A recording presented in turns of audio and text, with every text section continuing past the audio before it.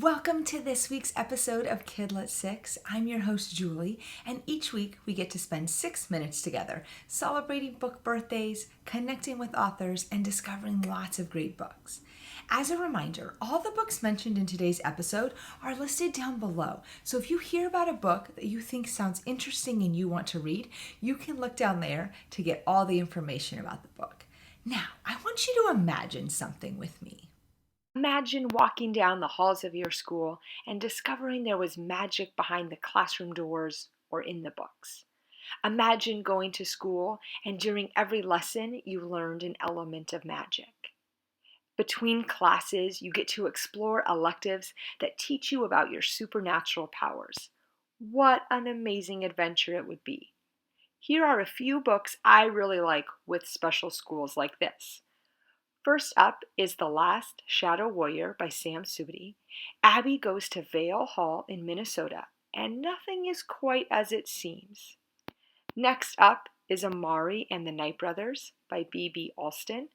Amari ends up at the Bureau of Supernatural Affairs and has to figure out what her supernatural power is.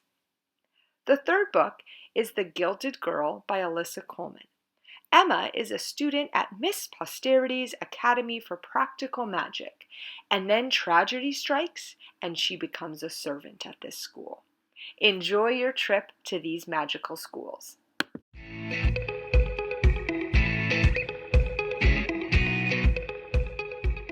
Hey guys, this is author Sam Subity here with a quick intro of my book, The Last Shadow Warrior. So the book is about a 12-year-old Viking named Abby Beckett who has to save her school from these creatures out of Norse mythology.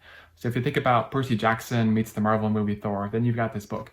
Another book I'd like to recommend when you finish this one is also based on mythology and folklore, and it's called Cece, Rios, and the Desert of Souls. And this is by my friend Kaela Riviera. So this one is based on Mexican folklore, and it's got those fantasy elements.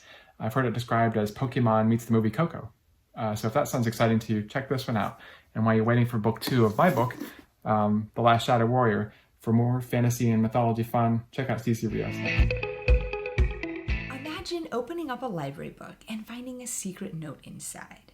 That's exactly what happens to the characters in today's Kidlet 6 book of the week, the Undercover book list. 7th grade is looking lonely for Jane because her best friend is moving away. But before she moves, she sets up one last trick designed to help Jane find a new friend. She leaves a secret note inside a book in the library. Jane and another student at the school both find the secret note and they start sending messages back and forth to each other. But what will happen when their identities are revealed? If you are a reader who likes realistic fiction, books about books, or who enjoys reading stories about an unlikely friendship, then you'll want to pick up your copy of the Undercover book list.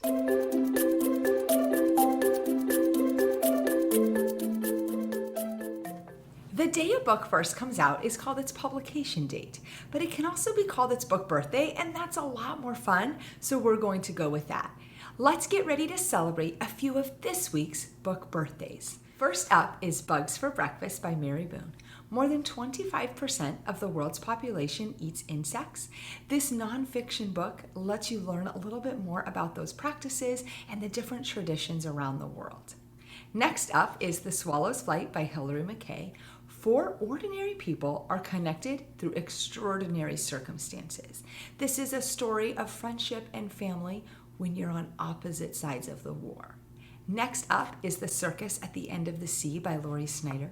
Maddie believes in magic, and one day she feels led and ends up at the end of the Venice Beach Pier and discovers a secret hidden circus. But the circus is in serious danger.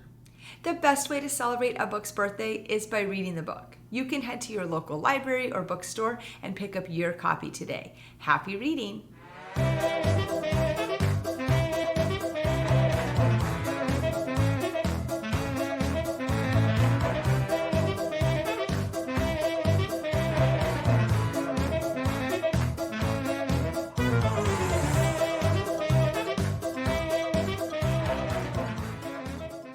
I love opening the window before I go to bed so I can feel the zephyr while I sleep.